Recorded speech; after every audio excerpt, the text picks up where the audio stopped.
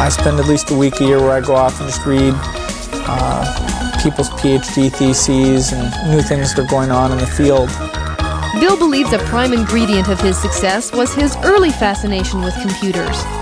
You have to understand, when you spend your time thinking intensely about a field, from a very young age, which in my case is, I was 13 or 14 when I started to get involved.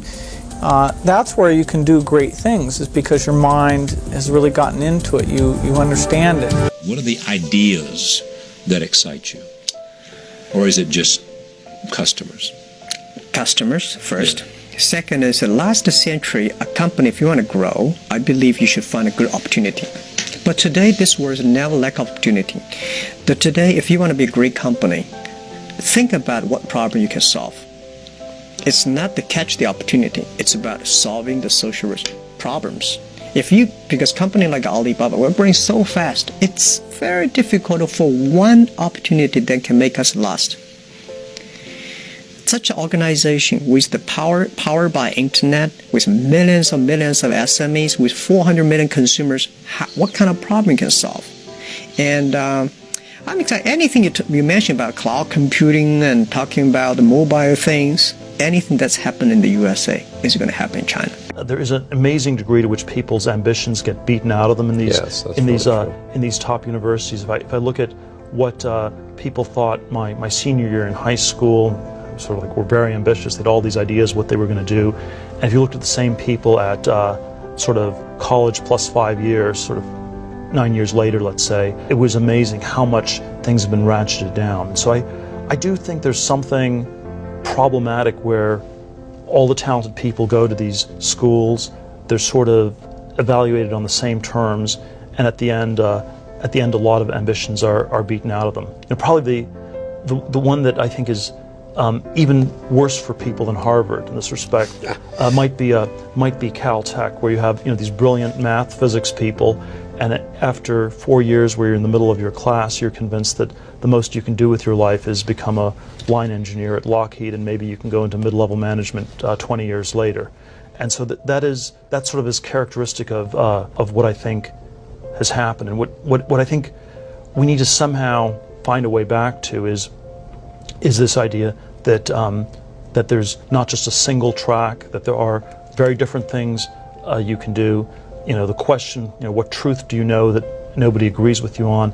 The sort of career version of this is what are you really good at that other people aren't that good at, or something like that, and that somehow gets discouraged by this incredible homogenization. And big ambitions get discouraged, I think. Don't you think? Everyone, everyone, and it's true of all of us, I suppose, we decide we can make it in a certain line and do things a little, move ahead step by step, but the kind of... Yeah, there's always the ambition to be a founder, that seems to be knocked out of the whole, both the institutions and the mindset that permeates the institutions. It's almost a denial that ambition is reasonable or even possible. Well, there's a sense that there are all these people who are ahead of you, so there's always this sense there's so many people who are much better or just as good as you, so who are you to think that you can do anything different? And obviously, when everybody starts to think that, nobody does anything, and in fact it becomes self-fulfilling once again. And for me, so much of the lesson that I feel like I've learned is I feel like it's really hard to decide to start a company, right? Facebook, I didn't start it to start a company. I started it because I really wanted this thing personally, and I believed that it should exist globally, although I wasn't quite sure that we would be able to play a role in doing that. It was mostly just through kind of like wanting to build it and having it be this hobby and getting people around me excited that it eventually kind of evolved into and got the momentum to become a company. But I never really understood the psychology of deciding that you want to start a company before you understand what you want to do. I mean, this gets back to the question of why did we first open at colleges that had competitors? I have this big fear, I think, of getting locked into doing things that aren't actually the most impactful things. I mean, to me, this is like the trait that entrepreneurs have, is they just have this like laser-like ability to go find where they can have the most impact. And when you take on a new project, especially if you hire people or start a company, you're doing that project. And I mean, there are obviously different ways that it can exit and all that, but I think having the flexibility to explore a lot of different things, which you can do when you're in college, which is one of the amazing things about being in college, is you can work on all these hobbies and code a lot of stuff and try a lot of different things. It's this amazing flexibility that I think most people take for granted. And once you decide, okay, I'm going to start a company and I'm going to do it with someone else, you immediately now need to convince someone else if you want to change your mind on something. And I think people really undervalue the option value and flexibility. I think explore what you want to do before committing is really like the key thing, and keep yourself flexible. And no, I think that's. I agree. Yeah, but I think, and you can definitely do that within the framework of a company, but I think you have to be wary about starting a company too rigidly, because you're going to change what you do. I mean, people talk about pivots all the time as if it's like your thing didn't work, so you pivoted. Facebook pivoted many times. It's just that, we were college, and then we were not college, and then we were just a website, and then we were a platform, right? And you're going to change what you do. There's another word for the kind of pivots you were talking about, expansions. Well, right? That's not what people usually mean by pivoting. Well, flexibility. Yeah. Follow your instincts. Very easy to say, and incredibly difficult to do. A little more context? Everybody, when they're wondering about what they should do after college or after university, you have the weight of expectations on your shoulders. You have college bills that you might have to pay. You have parents who have expectations for you in a particular direction, and whether you like it or not, subconsciously you carry all that stuff with you. And if you want to go in a different direction from what you've spent the previous 20, 25 years of your life almost being programmed to go and do, that's a very difficult thing to do. What matters eventually is the quality of the investment decisions made and the acuity with which those are made. And it's somewhat similar to the analogy that people used to make when newspapers were read more frequently than they are today, which is not to get sucked up into believing your own headlines. And so I think, especially in today's era, humility also goes a long way, particularly in which, if you don't make the decisions correctly, can hand you out a right royal spanking, no matter how high your public profile. Do you believe that there will be another Steve Jobs in the next 5 to 10 years? No, any more than I believe there'll be another Larry Page or Mark Zuckerberg or Bill Gates. They're each very distinctive personalities. Now, if the question is there somebody whose name we don't know today, who 20 years from now will be very well known because of a company that he or she started? Absolutely yes. Do I think Sequoia is the preeminent venture firm? I don't. I always feel we're always one step away from going out of business, and that we can never take anything for granted, and that we're only as good as our next investment. The advice that people should follow their instincts, whether I could say a little bit more about that. I think it helps if you try and enter an environment where you think you can learn a lot, whether that's inside an organization. It doesn't have to be a company, it can be some other organization, or around people that you particularly admire, that you can learn a lot from. And I think that just helps expand one's horizons. It also gives the individual a sense of what excellence is really like. How realistic is it for a company to do B2C and B2B at the same time? I'm sure there are examples of companies that have pulled it off. I just think right at the beginning you have to concentrate on doing one thing super well, and once you've done that, the second thing becomes easier, particularly if you're dealing with, it's one thing to sell precisely the same product to both audiences, and if you can do that, bless your heart, it's a good thing to do. But I think it's if you've got to tailor the product differently, I think that's a very dangerous thing for a company to do right at the start. You know, it's no coincidence Apple under Steve Jobs was not prepared to compromise, change and alter its products to please corporations. They would build products, and if corporations wanted to buy them, so be it. But they weren't going to come up with special products. It was an approach that obviously served them very well. And then, as you know, there are plenty of examples of other companies that have, over time, succeeded with two different sorts of distribution channels. Plenty of examples of that. But at the beginning, I think simplicity is a virtue. Because I think that's really important, especially for young people, to actually do that self-assessment and find that passion. Do you have any advice? I think many kids and many grown-ups do figure out over time what their passions are. And sometimes we let I don't think it's that hard. I think what happens, though, sometimes is that we let our intellectual selves overrule those passions. And so that's what needs to be guarded against. Kids are very good about knowing what their passions are.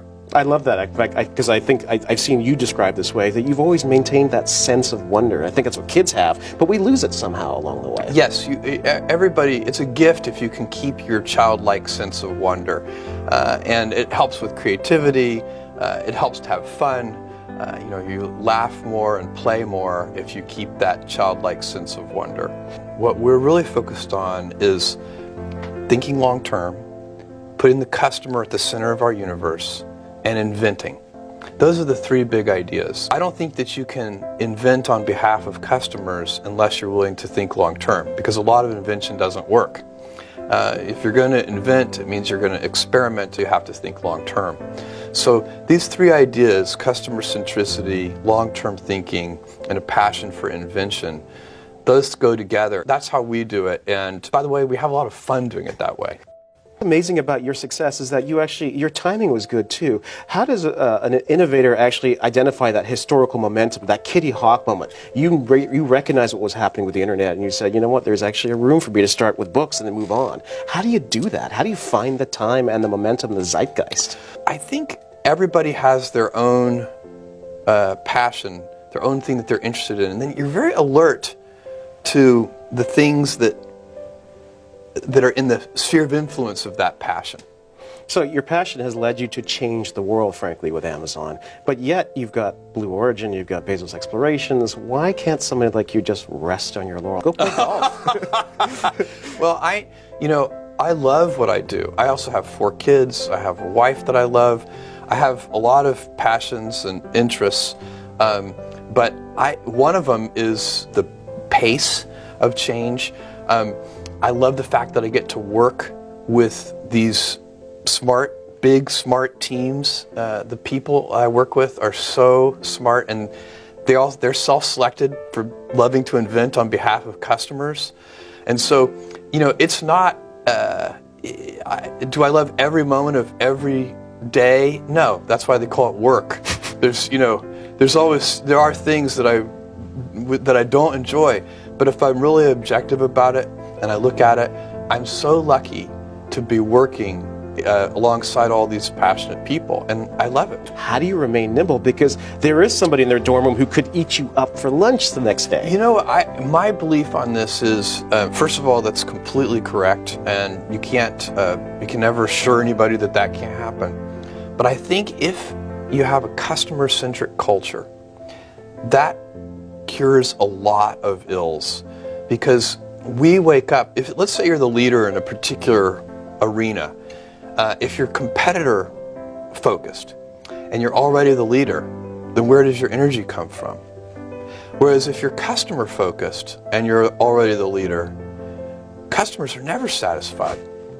So if you're customer focused, you're always waking up, how can we make that customer say wow?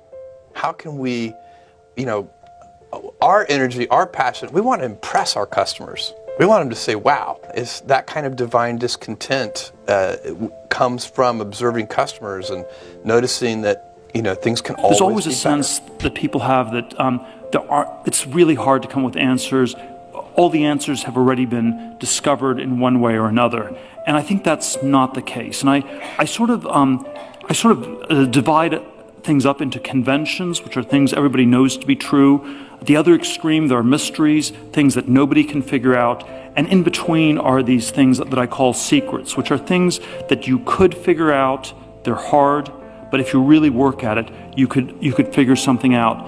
And one thought that I have is that there are many secrets left to be discovered. I actually think that this is a somewhat non-conventional view, because I think the conventional view is that most secrets have been discovered and that there's nothing new to find. And so, and this is certainly, it is true certainly of certain domains, but I think most things are not like that. And I think there are a lot of fields where new things can be found. We're often discouraged by sort of a version of globalization. We think there are 7 billion other people in the world, and there will always be someone who will have already thought of it. And if no one will have thought of it before us, it must be almost impossibly hard.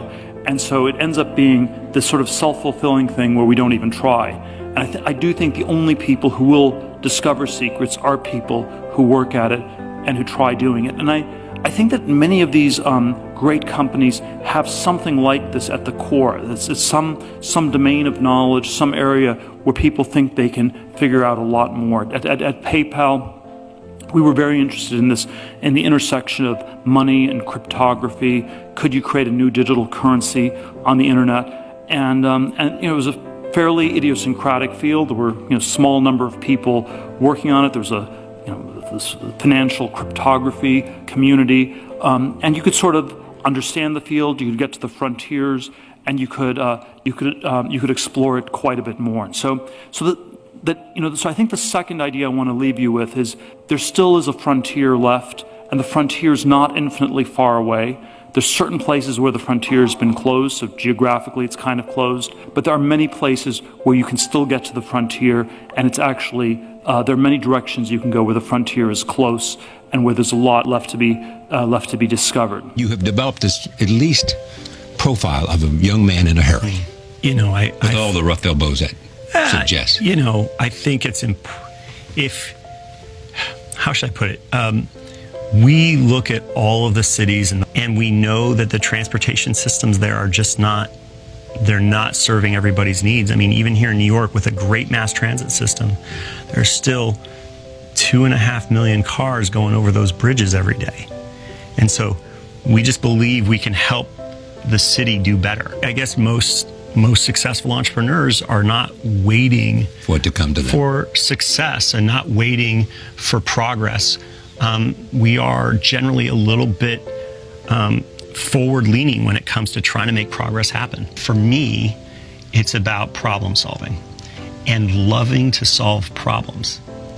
And so if you are passionate about solving problems, sometimes I just like to describe this as like, imagine a really great math professor with no problems to solve, right? A great math professor is somebody who wants the hardest problems, who wants to solve them and loves solving them. That's kind of how I feel about my work. And so it's not about a man in a hurry. It's more about really interesting problems in the world and how do you lean into them and solve things that people maybe thought weren't even possible to solve. And that's fun. For us, we don't really aspire to be somebody other than ourselves. And part of being ourselves is sort of reimagining the way things could be done. So we like to take the impossible, we like to take the old way of doing things and just completely change it. That's part of who we are. There are great CEOs, great founders, great leaders out there, and there's something to learn from all of them. In fact, there's something to learn from the ones that aren't great too. Like, again, everybody sees success, they see failure, and we see that personally and we should learn from it, but why not learn from other people's success and failure? There's something to learn from all of them. It depends how you look at it, but when you have sort of this problem-solving culture, the core group sort of depends on the problem that's being solved. And so it's very dynamic what that core group is and on what problem. I have 10, 11 direct reports, and then depending on what the problems of the day are, can determine how many of those folks are in a particular problem. And by the way, a lot of problems getting solved that I'm not involved in. And so figuring out which ones that you go into, how do you prioritize it, how do you get to the future faster is one of the things we spend a lot of time sort of architecting. Silicon Valley and sort of the state of Silicon Valley, do you think it's at a high point of invention right now, or at a plateau, or at a low point, or well, I think there's jumping off? Yeah, it's funny. It reminds me, like, look, I've been an entrepreneur since the mid-late 90s, and I remember in 2001 I was raising money. I was raising money in the fall of 2001 for a networking software company, and I remember going to one of the restaurants in Palo Alto, which used to be bustling, and like you'd have to book, like, get a reservation like a month ahead of time or something, and it was empty. It was like tumbleweeds. And I remember a VC telling me that all the things that could be invented, this is 2001, all the things that could be invented in software had been invented, and that there was no more innovation left in software. And right, so that irrational sort of, there's irrational exuberance and irrational pessimism. I'm just generally an innovation optimist. I just think there's just problems to be solved everywhere, and once you solve them, you already see what's, I'd like to say boredom is only the result of a lack of imagination. And, the minute you solve one thing, you just sit down for a few minutes and then you come up with like 10 more ideas. So I think I'm an optimist, like there's just so much more to do. I think what's very interesting, and maybe this is because of our global reach and just where we've been, is Silicon Valley, I think, has been sort of the North Star for innovation, or the hub of innovation globally. And I think that is no longer going to be a thing. I think if we go 5 years out, you're going to start to see hubs of innovation. This is about to be real, at least with a couple major ones, right? I'm just going to ask you one more question because our time is up. You're worth a lot of money now. What's the most expensive thing you've bought? Well, I think what a lot of people don't know is that I've never sold a single Uber share. So the most expensive thing I bought before Uber started, and it's my home, and it was right around $1 million. Okay. So I got a mortgage. You still have a mortgage? Yeah. Amazing. Fabulous. Thank you so much, Travis. Okay. Chengkong is the Cantonese word for the Yangtze, China's longest river, and it is more than just a name for Li. 呢個 Yangtze River 點你解釋啊？就長江咧，點解能夠成為長江咧？就係你咧咩水嚟到你都可以吸收，你都 welcome。Yeah。所以你做生意，因為我自己咧。當我22歲做生意嘅時候， Yeah. 我表面係好謙虛，但裏邊好泡， Yeah. 唔係咁好。所以我自己勸誡自己，做個名長江，你要做到長江咁大嘅水呢，你一定要謙虛，一定要吸收其他水嚟。你好似長江，我就想間公司呢有成就。但係我經營嘅方式咧，我採用咧 check and balance。你一定咧要令到用西方嘅管理模式，但係有個內心嘅哲學咧，我就選咗中國儒家好有用嗰一 part。咁多年嚟都證明咧係。我哋都幾好，尤其高級行政人員咧，你驕睇我哋嘅 turnover 係好少驕傲嘅。What's the lesson? The lesson say you need to be very careful to manage the company. Also, don't investment and like a gambler. The key pieces of advice Li Ka-shing is passing on to his sons.